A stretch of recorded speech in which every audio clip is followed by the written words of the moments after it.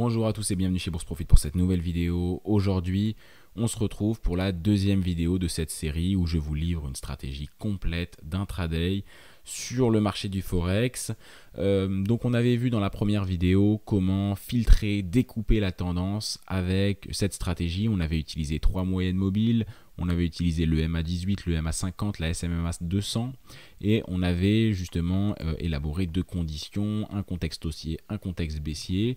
Et je vous avais découpé en live cette tendance en daily dans un premier temps, en 4 heures dans un second temps, pour justement vous filtrer et vous montrer ce qu'est un contexte baissier, comment trouver à l'intérieur d'un long mouvement baissier les impulsions qui sont baissières.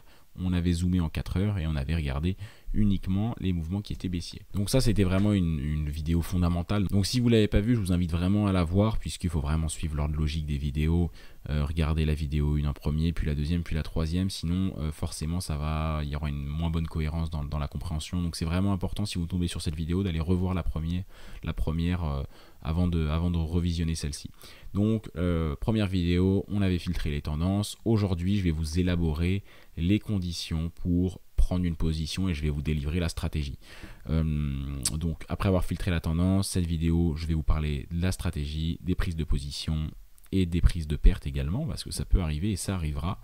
Et puis, dans la troisième vidéo, il y aura des exemples en live pour vous aider tout simplement à comprendre. Donc, première condition, c'était celle-ci. Donc c'était celle-ci dans l'unité temps supérieure. UT supérieure, on voulait ça. On voulait clairement ça. Soit l'un, soit l'autre.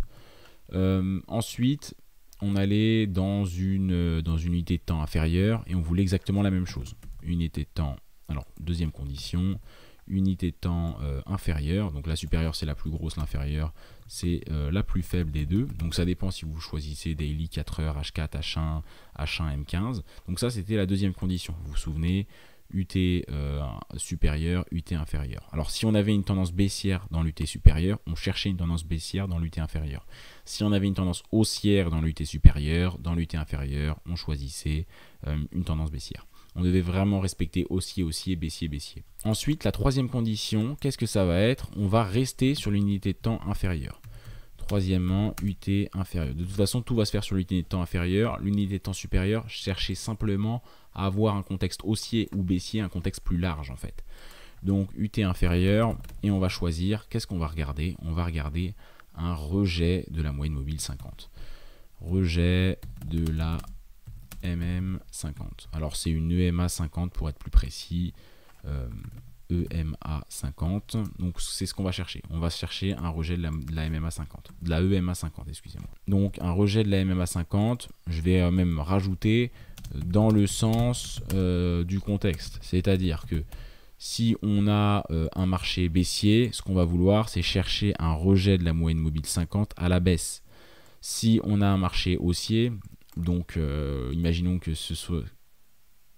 Donc si on a un marché haussier, ce qu'on va chercher, donc imaginons que ce soit notre moyenne mobile, on va chercher à ce que le prix vienne rejeter à la hausse la moyenne mobile. C'est soit l'un, soit l'autre, mais quand on est baissier, on veut tout baissier, quand on est haussier, on veut tout haussier. On veut rester vraiment dans le contexte de marché qui est défini. Nous, ce que l'on souhaite prendre, si on suit clairement la théorie d'eau, c'est, imaginons que ça ce soit un contexte de marché haussier sur du long terme, on va chercher à trader les impulsions, on ne va pas chercher à trader les corrections. Donc pour chercher à trader une correction, et on ne va pas chercher à vendre, on va chercher à acheter. Le meilleur moyen d'acheter, c'est au début d'une impulsion. Donc s'il y a une moyenne mobile qui passe par là, on va pouvoir justement avoir un rejet. On va chercher un premier rejet. Dans un premier temps, on veut un rejet de la moyenne mobile 50. Nous, ce qu'on veut dans un contexte haussier avec des sommets et des creux de plus en plus haut, donc clairement une théorie de haussière, on veut acheter le marché, on ne veut pas le vendre. Donc on veut un rejet baissier mais à la hausse, comment dire, un rejet où justement le prix descend sur la moyenne mobile 50 et vient la percuter et le prix rebondit dessus. Pour un cas inverse, on va chercher totalement l'inverse. Donc pour un cas baissier, voilà, théorie d'eau baissière, on veut un premier rejet par exemple ici de la moyenne mobile 50 avec le prix. C'est ce qu'on cherche. Ensuite, la quatrième condition, liée directement à la théorie d'eau que je viens de vous évoquer, on veut un respect de la théorie d'eau, c'est un élément très important, ça va être l'un des seuls éléments liés au prix où il n'y a pas d'élément factuel via indicateur technique, mais on veut un respect de la théorie d'eau. Respect de la théorie de dos. Qu'est-ce que ça veut dire? Ça veut dire qu'on veut des sommets et des creux de plus en plus hauts en égal, c'est égal à une tendance haussière. Et ensuite, on veut totalement l'inverse pour une tendance baissière. Donc hop, je copie-colle, je mets la même chose de plus en plus bas ici. On veut un respect de cette théorie de dos. Ça veut dire qu'on est sûr que le marché est baissier et qu'il y a un respect des sommets et des creux, que les impulsions sont à la baisse pour une tendance baissière avec des corrections à la hausse. C'est-à-dire que pour un marché baissier, on veut des oscillations baissières plus grosses que les oscillations haussières. Donc ça, c'est égal à une théorie de dos baissière, à une tendance baissière. Donc ça, c'est la quatrième condition. On veut une théorie de dos baissière. Donc je vous la refais. Là, on a des sommets et des creux de plus en plus bas et on veut justement le rejet d'une moyenne mobile 50.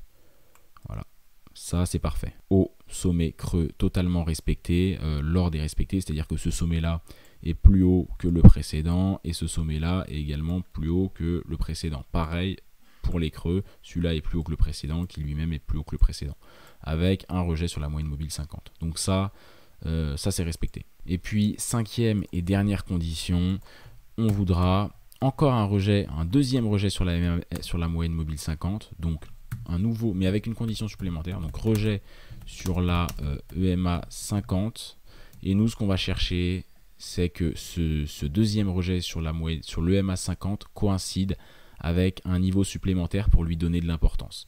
Ça va être premièrement, donc coïncide avec deux points, plusieurs choses, on ne va pas tout utiliser, mais vous allez devoir faire un choix. Point pivot daily.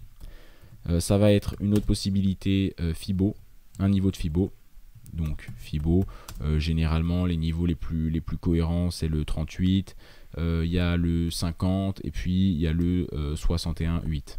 Et puis la dernière condition, la dernière possibilité plutôt, ça va être des niveaux instit, des niveaux ronds. Niveau rond, donc on va chercher 100, enfin que ça se finisse par 0 ou par 50. Donc voilà la stratégie, je vais vous la récapituler parce que c'est un peu lourd en une vidéo, j'en conçois. Premièrement, on va sur l'unité de temps supérieure, on veut soit baissier, soit haussier. Ensuite, on va aller sur l'unité de temps inférieure. Si on avait baissier, on veut baissier. Si on avait haussier, on veut haussier.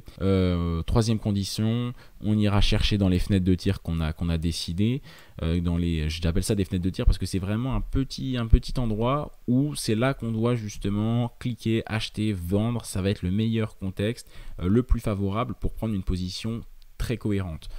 Donc le rejet de la EMA 50 dans ces fenêtres de tir, donc on veut que le prix vienne buter sur l'EMA 50. Et puis quatrième condition, respect de la théorie d'eau, sommet et creux de plus en plus haut pour une tendance haussière, sommet et creux de plus en plus bas dans une tendance baissière. Donc la théorie d'eau, on en a parlé dans énormément de vidéos. Si vous avez du mal avec ces notions, vous pouvez simplement regarder notre vidéo, vous abonner à notre chaîne YouTube également parce qu'on sort des vidéos, 2 à 3 vidéos par semaine depuis maintenant plusieurs années. Ça va faire 2 ans qu'on sort 2 à 3 vidéos par semaine.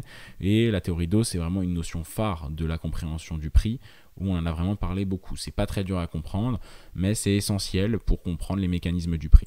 Donc ça va être notre quatrième condition. La cinquième condition, deuxième rejet, je vais même écrire deuxième rejet. On va chercher un deuxième rejet. Et au deuxième rejet, nous allons prendre la position uniquement si ce rejet coïncide avec un point pivot daily, avec un niveau de Fibonacci ou un niveau rond. Alors les niveaux ronds, je vous le montre, ça va être les niveaux qui se finissent par... Alors les meilleurs, c'est ceux qui se finissent par 0, 0 ou 50. Donc par exemple, 1,38. 1,38, 50. Alors là, on ne le voit pas. Voilà, 1,38, 50. 1,39 ici.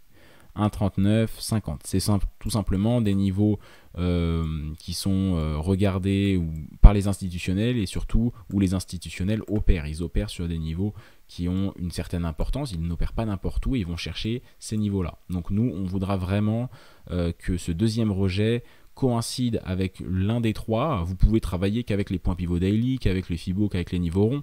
Vous pouvez également travailler avec deux de ces possibilités-là, ça peut également très bien se faire. Donc le but, ça va être de chercher un de ces niveaux-là. Pour quelle raison? Pour donner de l'importance et qu'il y ait une convergence de ces niveaux.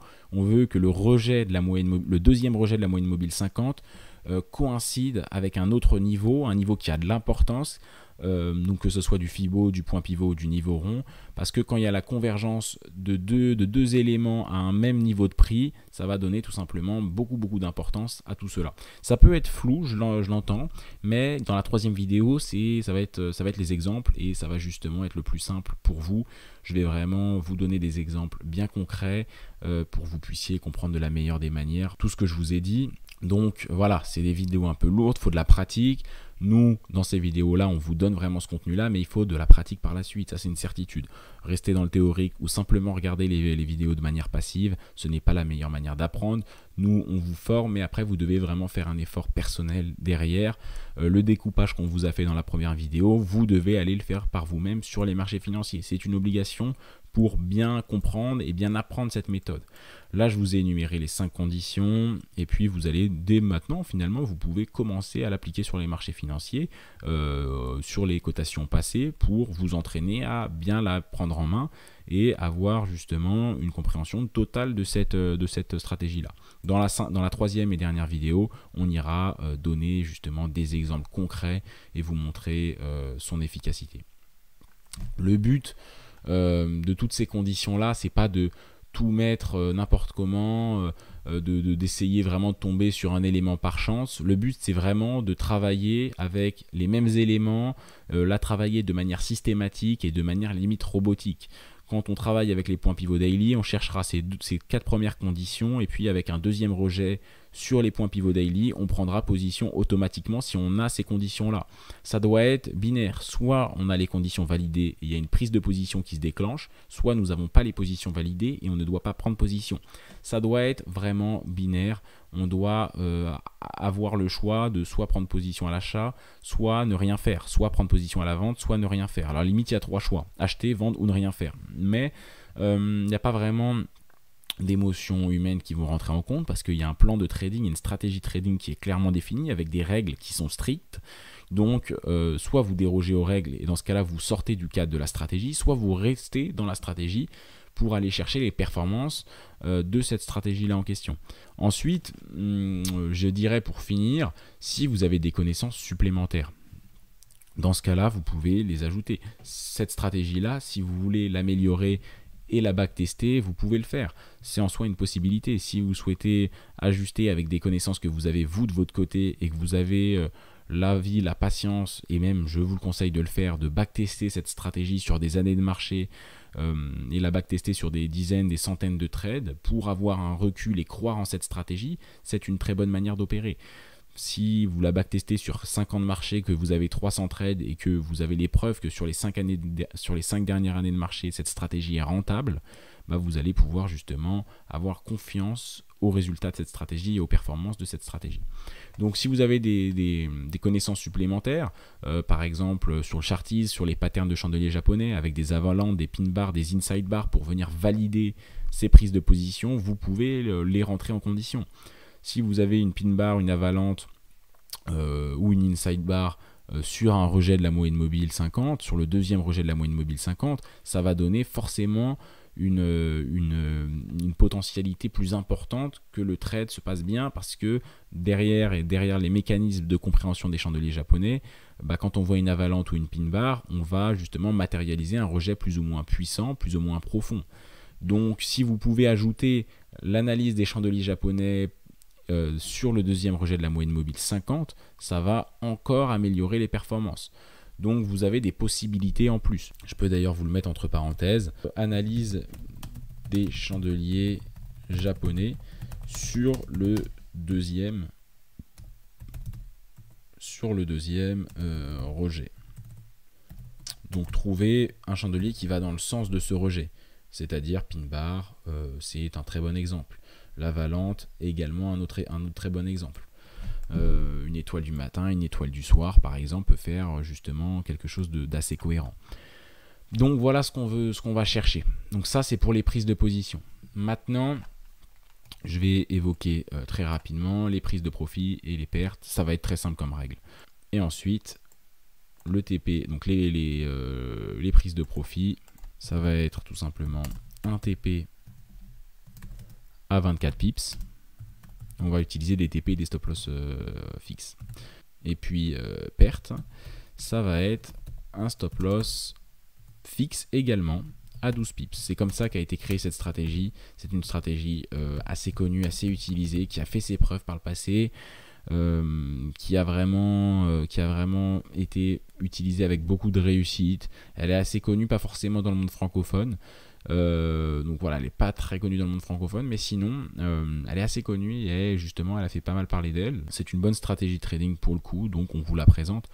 Donc PRTSL à 12 pips, ça fait un risk reward ratio de 2 pour 1, c'est-à-dire que alors je vais mettre un slash parce que sinon on va voir c'est 2,1. Donc c'est à dire que lorsqu'on va chercher le TP, on va avoir 2 fois le stop loss. On va espérer gagner 2 fois ce qu'on va potentiellement perdre en fait. Donc c'est tout simplement le TP sur le SL. Donc c'est comme ça qu'on va utiliser les pertes ou les gains. C'est avec un TP fixe et un SL fixe. TP à 24 pips, SL à 12 pips. Bien évidemment, si vous avez un courtier CFD avec des spreads plutôt faibles, ça va venir améliorer ses performances. Si au contraire vous avez un courtier CFD qui vient vous amputer avec des spreads très gros de 1, de 2, de 3 pips, ça va être très compliqué, ça va être plus compliqué d'avoir des bonnes performances. Donc vous avez entre guillemets l'obligation d'avoir un bon courtier, étant donné que les stop loss sont plutôt courts. Vous devez vraiment travailler avec un courtier qui n'est pas là pour vous mettre des bâtons dans les roues, qui n'est pas là pour justement venir facturer des spreads et des frais de détention de position trop gros. Sinon ça va justement être un peu plus compliqué à trader. Donc voilà, risk reward ratio de 2 pour 1, SL à 12 pips, TP à 24 pips. J'oubliais également de dire et de préciser ce qui est très important, donc j'espère que vous êtes vraiment resté jusqu'à la fin de la vidéo parce que je connais cette stratégie et parfois j'oublie un peu des éléments en l'enseignant. Ces TP et CSL sont pour une unité de temps très particulière, enfin pour 2 unités de temps très particulières, c'est quand on traite sur du H1 pour une unité de temps supérieure et pour du M15 pour une unité de temps inférieure. Donc H1 UT sup et puis M15 UT inf. Donc vous comprendrez si je vous le dis comme ça, UT inférieur. Si par exemple on souhaite utiliser d'autres unités de temps, le weekly et le daily le 4 heures, le M5 et le M1, il faudra bien évidemment faire varier CTP et CSL. CTP et CSL sont conçus pour du M15 et du H1 pour une unité de temps supérieure avec le découpage en H1 et le M15 avec l'unité de temps inférieure. Donc on va faire le découpage et on va également faire les prises de position avec les rejets de moyenne mobile 50.